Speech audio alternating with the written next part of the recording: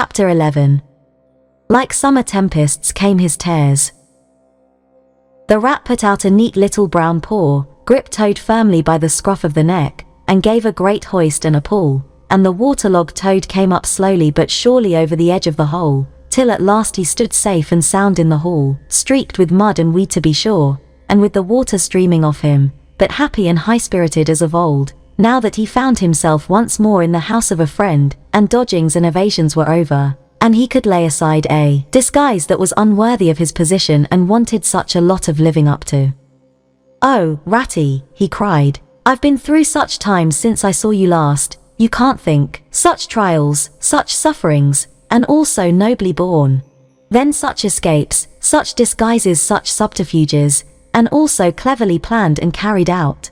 Been in prison, got out of it, of course. Been thrown into a canal, swam ashore, stole a horse, sold him for a large sum of money, humbugged everybody, made 'em all do exactly what I wanted. Oh, I am a smart Toad, and no mistake. What do you think my last exploit was?"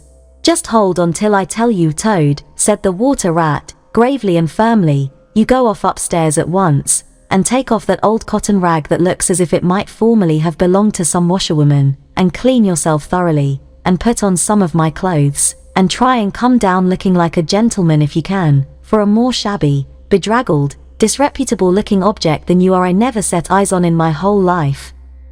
Now, stop swaggering and arguing, and be off. I'll have something to say to you later." Toad was at first inclined to stop and do some talking back at him.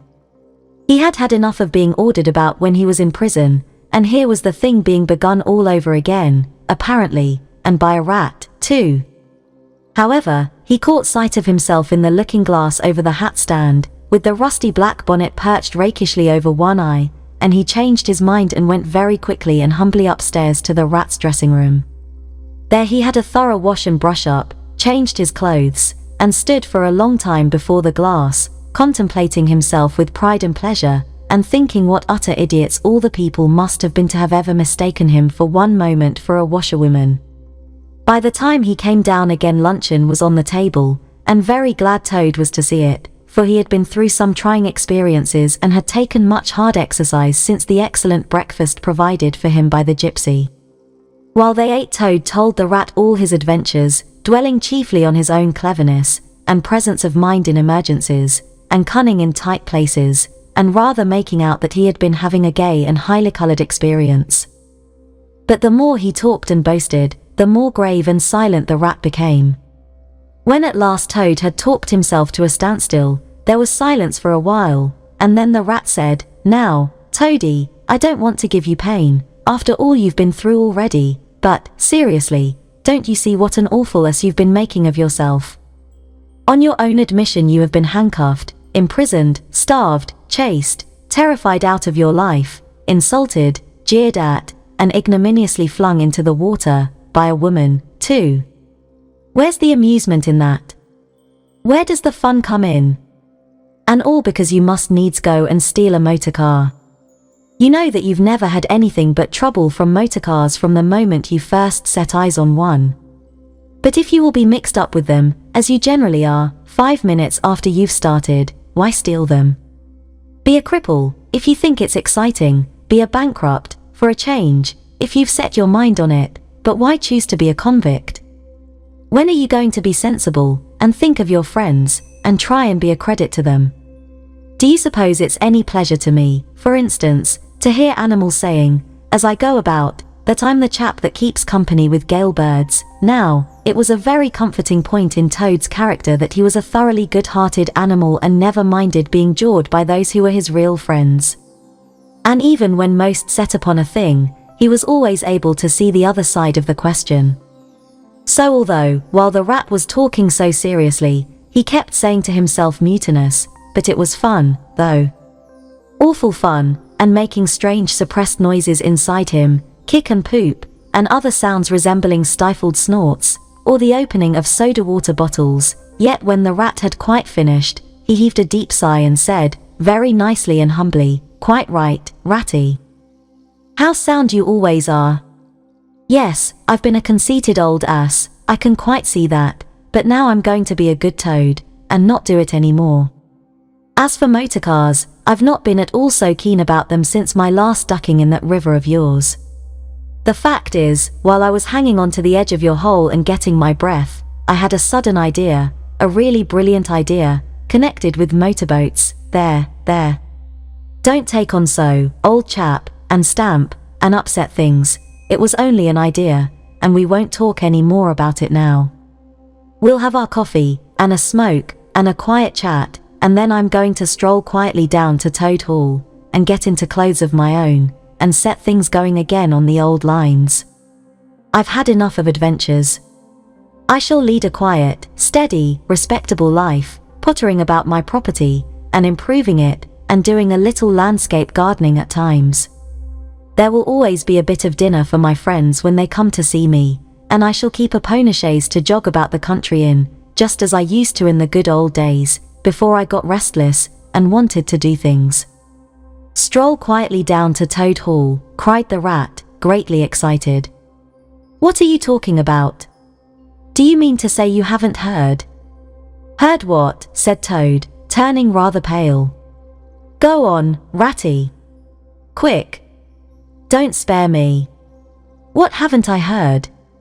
Do you mean to tell me, shouted the rat, thumping with his little fist upon the table, that you've heard nothing about the stoats and weasels? What, the wild wooders? Cried Toad, trembling in every limb. No, not a word. What have they been doing? And how they've been and taken Toad Hall, continued the rat. Toad leaned his elbows on the table, and his chin on his paws, and a large tear welled up in each of his eyes, overflowed and splashed on the table. Plop. Plop. Go on, Ratty, he murmured presently, tell me all. The worst is over. I am an animal again. I can bear it. When you got into that trouble of yours, said the rat, slowly and impressively, I mean, when you disappeared from society for a time, over that misunderstanding about a machine, you know. Toad merely nodded. Well, it was a good deal talked about down here, naturally, continued the rat, not only along the riverside, but even in the wild wood. Animals took sides, as always happens. The riverbankers stuck up for you, and said you had been infamously treated, and there was no justice to be had in the land nowadays. But the wildwood animals said hard things, and served you right, and it was time this sort of thing was stopped. And they got very cocky, and went about saying you were done for this time. You would never come back again, never, never. Toad nodded once more, keeping silence. That's the sort of little beasts they are, the rat went on. But Mole and Badger, they stuck out, through thick and thin, that you would come back again soon, somehow. They didn't know exactly how, but somehow. Toad began to sit up in his chair again, and to smirk a little. They argued from history, continued the rat. They said that no criminal laws had ever been known to prevail against cheek and plausibility such as yours, combined with the power of a long purse. So they arranged to move their things into Toad Hall, and sleep there, and keep it aired, and have it all ready for you when you turned up. They didn't guess what was going to happen, of course. Still, they had their suspicions of the wildwood animals. Now I come to the most painful and tragic part of my story. One dark night, it was a very dark night, and blowing hard, too, and raining simply cats and dogs, a band of weasels, armed to the teeth, crept silently up the carriage drive to the front entrance. Simultaneously, a body of desperate ferrets, advancing through the kitchen garden, possessed themselves of the backyard and offices, while a company of skirmishing stoats who stuck at nothing occupied the conservatory and the billiard room, and held the French windows opening onto the lawn. The Mole and the Badger were sitting by the fire in the smoking room, telling stories and suspecting nothing, for it wasn't a night for any animals to be out in, when those bloodthirsty villains broke down the doors and rushed in upon them from every side. They made the best fight they could, but what was the good? They were unarmed, and taken by surprise, and what can two animals do against hundreds? They took and beat them severely with sticks, those two poor faithful creatures, and turned them out into the cold and the wet, with many insulting and uncalled for remarks, Here the unfeeling Toad broke into a snigger, and then pulled himself together and tried to look particularly solemn. "And the Wild Wooders have been living in Toad Hall ever since," continued the Rat, "and going on simply anyhow. Lying in bed half the day, and breakfast at all hours, and the place in such a mess, I'm told, it's not fit to be seen. Eating your grub, and drinking your drink, and making bad jokes about you, and singing vulgar songs, about prisons and magistrates, and policemen, horrid personal songs, with no humour in them. And they're telling the tradespeople and everybody that they've come to stay for good."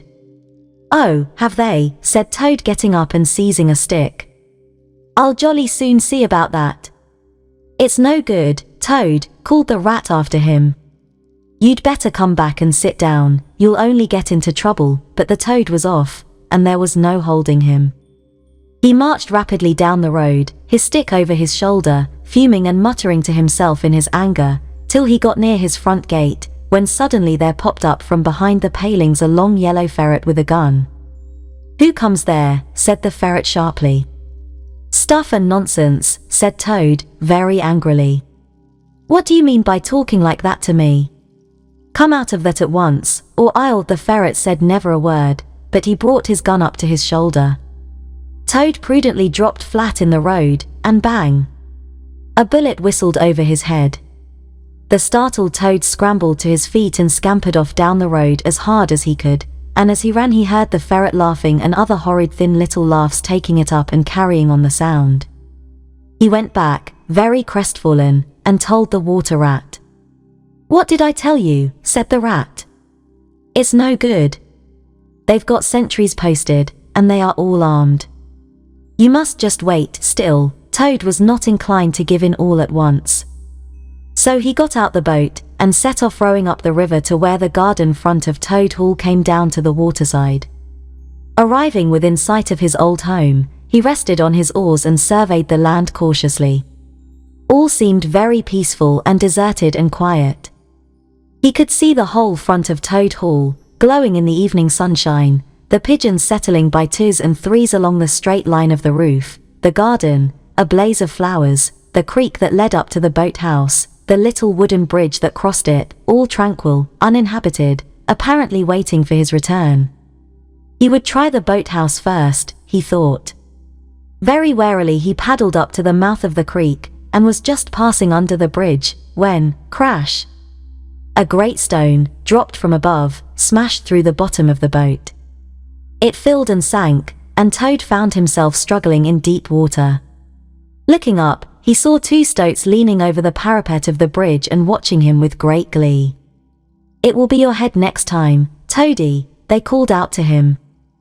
The indignant Toad swam to shore, while the stoats laughed and laughed, supporting each other, and laughed again, till they nearly had two fits, that is, one fit each, of course.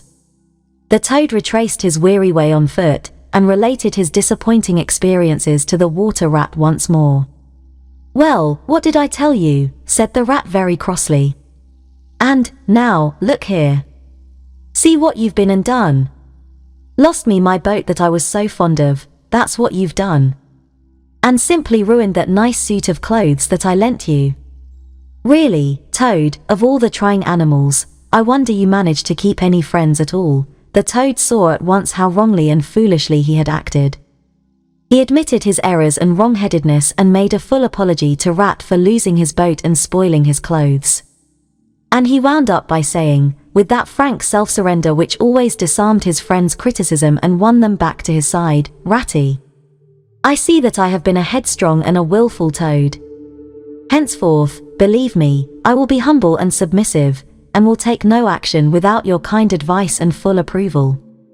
"If that is really so," said the good-natured Rat, already appeased, "then my advice to you is, considering the lateness of the hour, to sit down and have your supper, which will be on the table in a minute, and be very patient.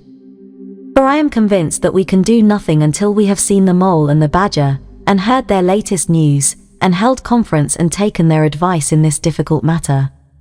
"Oh, yes, of course, the Mole and the Badger," said Toad, lightly. "What's become of them, the dear fellows? I had forgotten all about them." "Well, may you ask, said the rat reproachfully. While you were riding about the country in expensive motor cars, and galloping proudly on blood horses, and breakfasting on the fat of the land, those two poor devoted animals have been camping out in the open, in every sort of weather, living very rough by day and lying very hard by night, watching over your house, patrolling your boundaries, keeping a constant eye on the stoats and the weasels, scheming and planning and contriving how to get your property back for you. You don't deserve to have such true and loyal friends, Toad, you don't, really. Someday, when it's too late, you'll be sorry you didn't value them more while you had them. I'm an ungrateful beast, I know, sobbed Toad, shedding bitter tears. Let me go out and find them, out into the cold, dark night, and share their hardships, and try and prove by hold on a bit. Surely I heard the chink of dishes on a tray. Supper's here at last, hooray. Come on, Ratty. The rat remembered that poor Toad had been on prison fare for a considerable time, and that large allowances had therefore to be made. He followed him to the table accordingly, and hospitably encouraged him in his gallant efforts to make up for past privations. They had just finished their meal and resumed their armchairs, when there came a heavy knock at the door. Toad was nervous, but the rat, nodding mysteriously at him, went straight up to the door and opened it, and in walked Mr. Badger. He had all the appearance of one who for some nights had been kept away from home and all its little comforts and conveniences. His shoes were covered with mud, and he was looking very rough and tousled, but then he had never been a very smart man, the Badger, at the best of times. He came solemnly up to Toad, shook him by the paw, and said, "Welcome home, Toad." Alas! What am I saying? Home, indeed. This is a poor homecoming. Unhappy Toad, then he turned his back on him, sat down to the table, drew his chair up, and helped himself to a large slice of cold pie. Toad was quite alarmed at this very serious and portentous style of greeting, but the rat whispered to him, "Never mind, don't take any notice, and don't say anything to him just yet. He's always rather low and despondent when he's wanting his victuals. In half an hour's time he'll be quite a different animal." So they waited in silence, and presently there came another and a lighter knock. The rat, with a nod to Toad, went to the door and ushered in the mole, very shabby and unwashed, with bits of hay and straw sticking in his fur. "Hooray! Here's old Toad," cried the mole, his face beaming. "Fancy having you back again," and he began to dance round him. "We never dreamt you would turn up so soon. Why, you must have managed to escape, you clever, ingenious, intelligent Toad." The rat, alarmed, pulled him by the elbow, but it was too late. Toad was puffing and swelling already. "Clever? Oh, no," he said. "I'm not really clever, according to my friends. I've only broken out of the strongest prison in England, that's all. And captured a railway train and escaped on it, that's all. And disguised myself and gone about the country humbugging everybody, that's all. Oh, no. I'm a stupid ass, I am. I'll tell you one or two of my little adventures, Mole, and you shall judge for yourself." "Well, well," said the mole, moving towards the supper table, "supposing you talk while I eat. Not a bite since breakfast. Oh my, and he sat down and helped himself liberally to cold beef and pickles. Toad straddled on the hearthrug, thrust his paw into his trouser pocket and pulled out a handful of silver.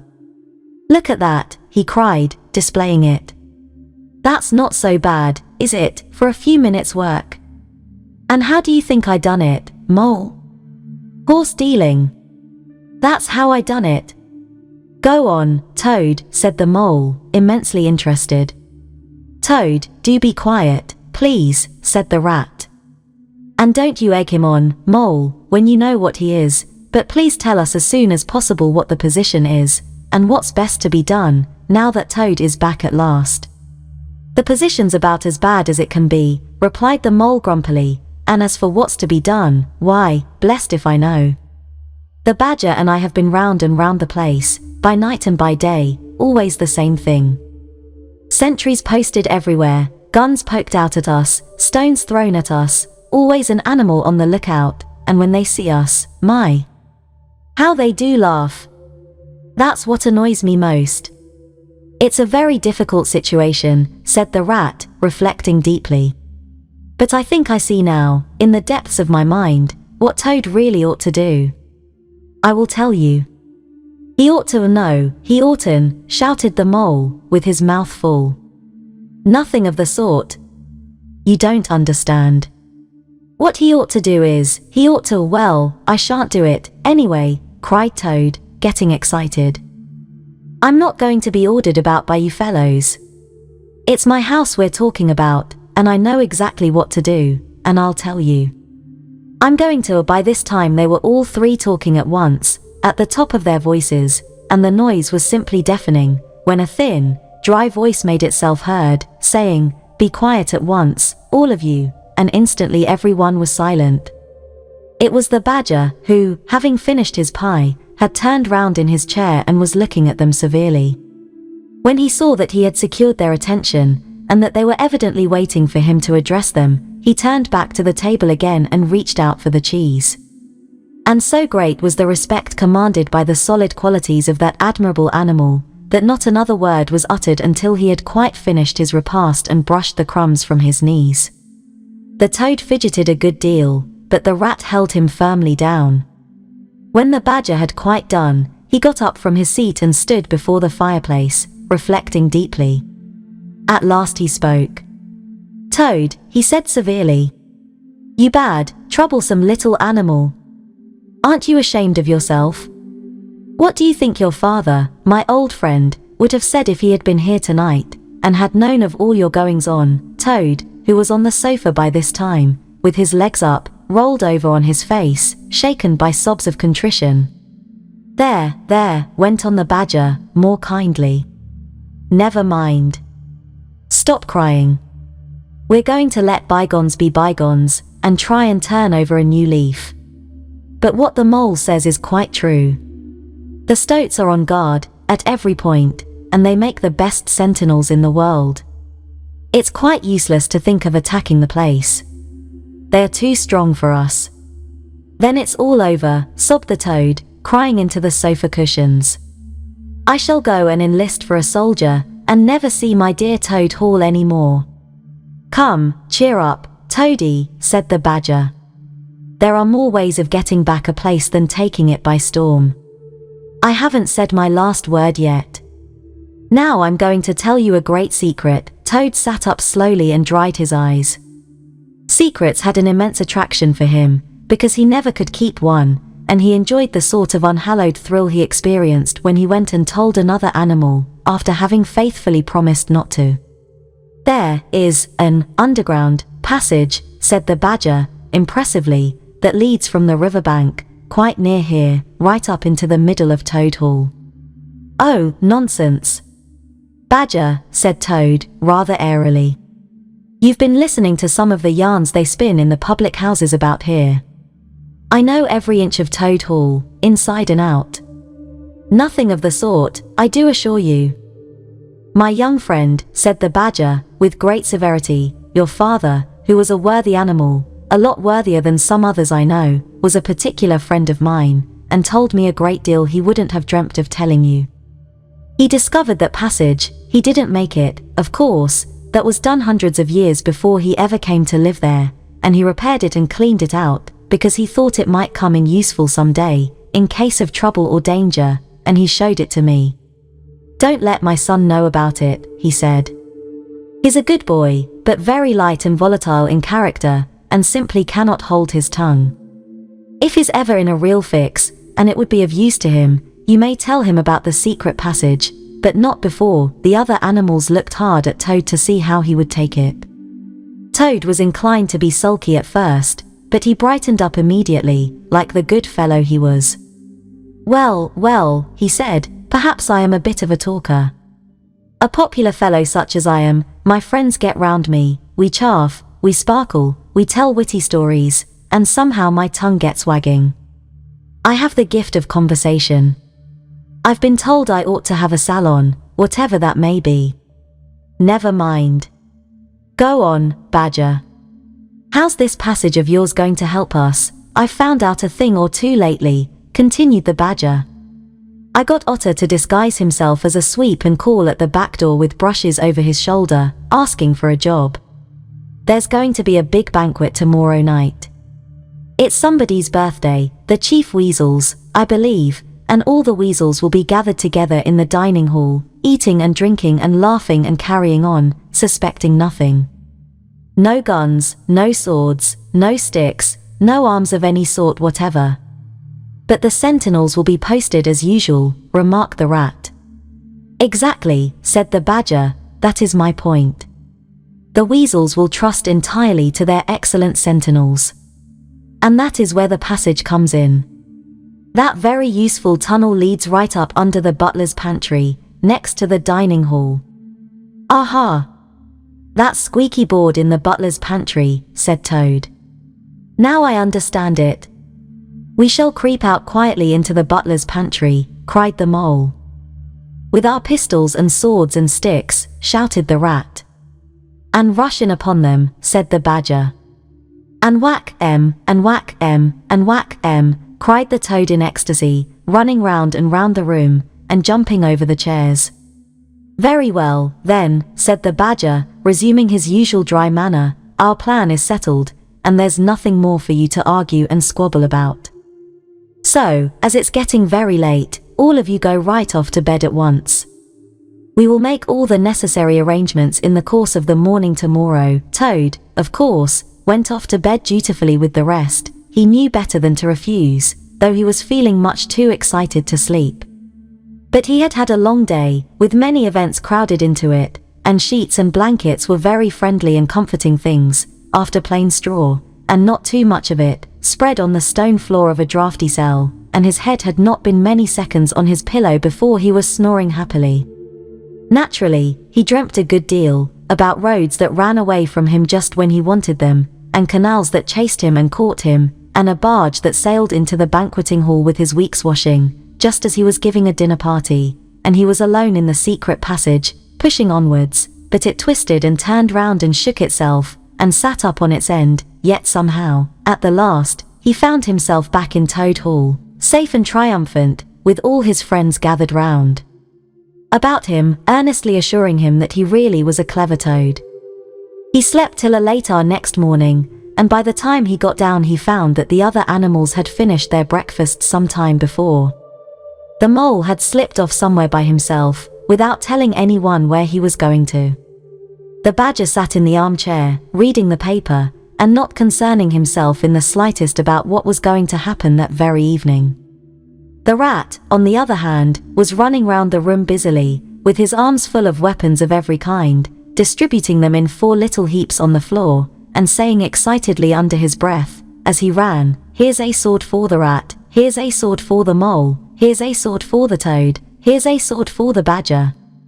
Here's a pistol for the rat, here's a pistol for the mole, here's a pistol for the toad, here's a pistol for the badger," and so on, in a regular, rhythmical way, while the 4 little heaps gradually grew and grew. "That's all very well, rat," said the badger presently, looking at the busy little animal over the edge of his newspaper. "I'm not blaming you.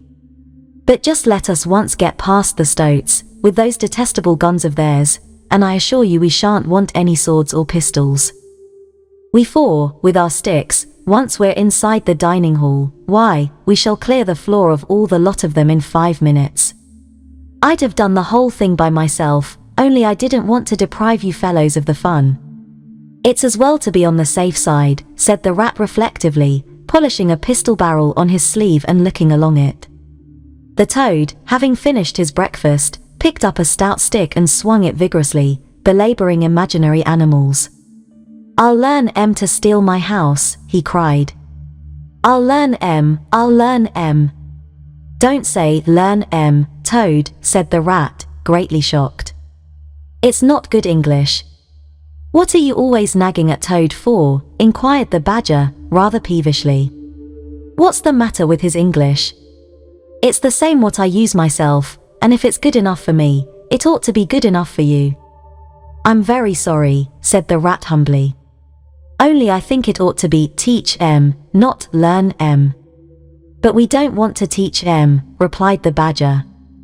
We want to learn learn learn And what's more, we're going to do it, too. Oh, very well, have it your own way, said the rat. He was getting rather muddled about it himself, and presently he retired into a corner, where he could be heard muttering, learn teach learn till the badger told him rather sharply to leave off. Presently the mole came tumbling into the room, evidently very pleased with himself. I've been having such fun, he began at once, I've been getting a rise out of the stoats. I hope you've been very careful, Mole, said the rat anxiously. I should hope so, too, said the mole confidently. I got the idea when I went into the kitchen to see about Toad's breakfast being kept hot for him. I found that old washerwoman dress that he came home in yesterday, hanging on a towel horse before the fire. So I put it on, and the bonnet as well, and the shawl, and off I went to Toad Hall, as bold as you please. The sentries were on the lookout, of course, with their guns and their "who comes there?" and all the rest of their nonsense. Good morning, gentlemen, says I, very respectful. Want any washing done today? They looked at me very proud and stiff and haughty, and said, go away, washerwomen. We don't do any washing on duty. Or any other time, says I, ho, ho, ho. Wasn't I funny, Toad? Poor, frivolous animal, said Toad, very loftily. The fact is, he felt exceedingly jealous of Mole for what he had just done. It was exactly what he would have liked to have done himself, if only he had thought of it first, and hadn't gone and overslept himself. Some of the stoats turned quite pink, continued the Mole, and the sergeant in charge, he said to me, very short, he said, now run away, my good woman, run away. Don't keep my men idling and talking on their posts. Run away, says I, it won't be me that'll be running away, in a very short time from now. Oh Moley, how could you, said the rat, dismayed. The badger laid down his paper.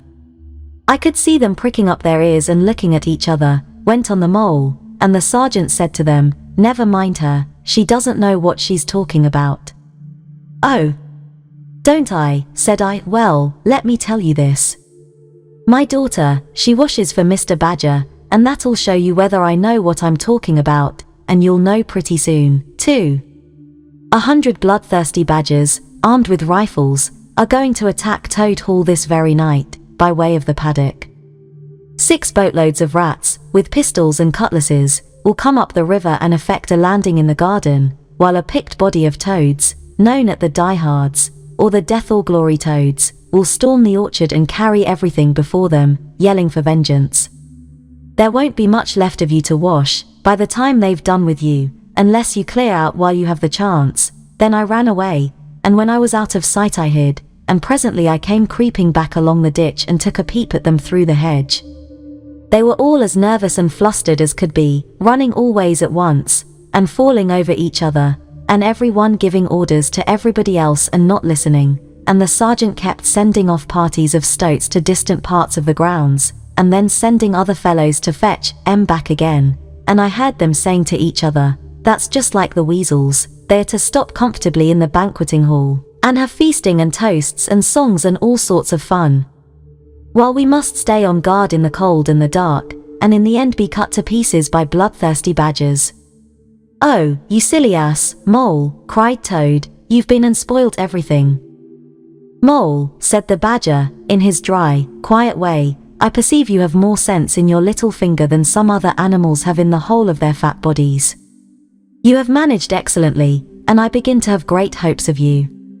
Good Mole.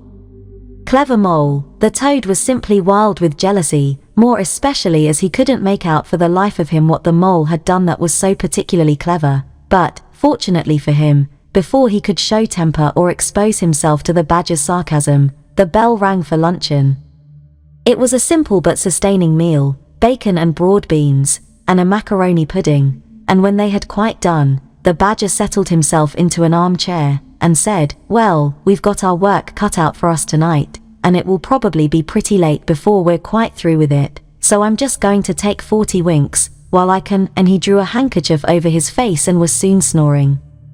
The anxious and laborious rat at once resumed his preparations, and started running between his 4 little heaps, muttering, "Here's a belt for the rat, here's a belt for the mole, here's a belt for the toad, here's a belt for the badger," and so on, with every fresh accoutrement he produced, to which there seemed really no end. So the mole drew his arm through Toad's, led him out into the open air, shoved him into a wicker chair, and made him tell him all his adventures from beginning to end, which Toad was only too willing to do.